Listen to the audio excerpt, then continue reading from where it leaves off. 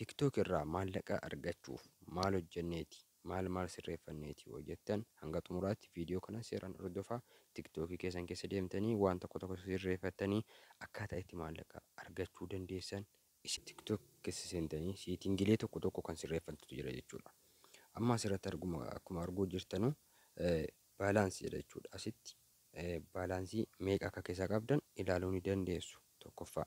Inni lammaffaan ammootu security and login imeelii keessanii fi paaspoortii keessan kan hin daganne itti naquu qabdu jechuudha. Waa hedduu kan isin sirreessitantu jira. Zim jedheetii miti kan inni maallaqa isiniif kaffalu. Inni kan biraati ammoo bakka kana jechuudha. Prevex kan bakka jedhu kana qulfii kana keessa seentanii TikTokiin keessan jabaa akka ta'uuf waan sirreessitantu jira jechuudha. Hundayyuu isin agarsiisaa na waliin tura. Chaanaalii kana subscribe gochuun maatii kiyya taasisan jira. Maqaa jalqabaa egaa TikTokii keessan keessa seentanii sarara sadan gubbaa kanaan itti kaastu. Egaa achi cuqaastanii seetingii kana ni seentu. Erga seetingii kana keessa seentanii wanni isin gochuu qabdan jalqaba irratti management account bakka jedhu kana seentu. Asii gadi seentanii imeelii keessanii fi paaspoortii lakkoofsa bilbilaa isin gaafata. Asitti akkuma arguu jirtan lakkoofsa bilbilaati. Asitti imeeliidha. Asitti paaspoortiidha. Keessa seentanii imeelii keessan kan sirrii ta'e itti guuttu jechuudha. Inni kun isa tokko maaliifi cimina isaa eeguudhaaf isin gargaara waan ta'eef. Inni tokko sagala. Asirratti itti guutuun dirqama keessan jechuudha. Al tokko of duuba immoo eega deebitanii bakka kanatti wanni sirrii ta'anu isin agarsiisa. Asitti wanni isin beekuudha qabdan TikTokiin keessan wanti kun yoo akkasitti banamaa ta'e namni fooloo isinii gochuu hin danda'u. Isiniif gala miti namni fooloo isinii godhee TikTokiin keessan guddachuu hin danda'u jechuudha. Maal gootu haala kanaan cufaa taa'uu qabaa jechuudha. Banuu hin qabdan. Inni akkuma kan koo jiru kanatti cufaa taa'uu qaba jechuudha. Isheen kun yoo banaa teesse rakkoon qabu isin gargade jechuudha.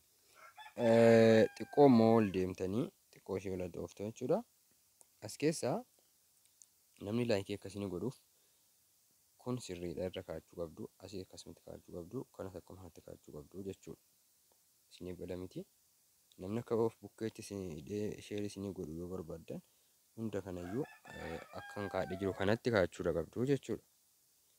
Eshi inni kan biraatu ammoo bakka comment jedhu kana yoo seentan commentii akka namni isiniif godhuuf online irra gochuun qabdan jechuudha. Isa kanarra gochuun qabdanu kanarra gochuun qabdanu maali isa jalqabaa kanarra gochuu qabdu jechuudha. Kunillee kan dhibbanaa ta'uu qabaa jechuudha. Maaliif namni commentii isinii gochuu danda'a jechuudha. Dhibbaan dhibbatti waan kana yoo sirreeffattan TikTokii keessanirraa maallaqa argachuu dandeessu. Akka ittiin maallaqa argachuu dandeessan fooloo 10,000 gahuu qaba. Seera isaati. Dirqama fooloo 10,000 yeroo geessan maallaqa irraa argachuu dandeessu. Ji'aan isiniif kaffala akkuma YouTube jechuudha. Eshi inni maallaqa keessan kan keessa qabdan ilaaluu yoo barbaadan namoota baalaansii bakka jedhu kan inni cuqaasu. Waliin ilaallu. Egaa baalaansii cuqaastanii gara kanatti isin dabarsa jechuudha. Asirratti maal jedhaa jira? $0 jedhaa jechuudha.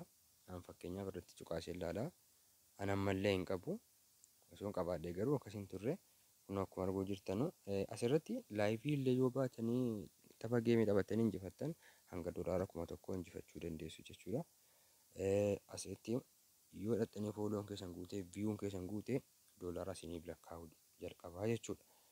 Ana malee waan keessaa hin qabneef malee TikTok dhibbaan dhibbatti keessaa warri Itoophiyaa keessa jiraattan isiniif kaffala. Kanaaf waan kana sirreeffadhaa. TikTokii banadhaa itti fayyadamaa isiniin jedha. Waliigallee inni kan biraati ammoo saatii namni hordoftoonni keenya irra jiru baruuf jalqaba bakka kana seennaa. Viidiyoo saatii hordoftoonni keenya irra jiran ilaallee gadhiisuu qabnaa jechuudha. Zim jennee gadhiisuu osoo hin taane.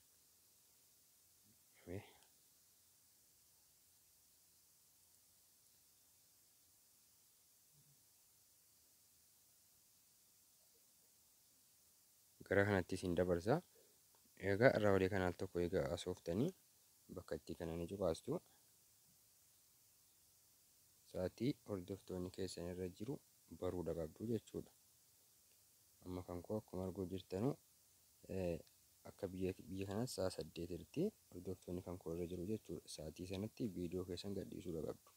Inni kan biraatu ammoo namoonni tiktookii keessan hordofan biyya kam akka ta'e kun asitti isiniif ka'a. Keeniyaa, Qatar, Saudi Arabiyaa, Imaaraat, Itoophiyaa. Irra caala kan koo kan hordofu Itoophiyaadha jechuudha. Parsantiin 73 nama Itoophiyaa keessa jirudha jechuudha. Haala kanaan waan tokko tokko yoo sirreeffattan tiktookii irraa maallaqa argatu.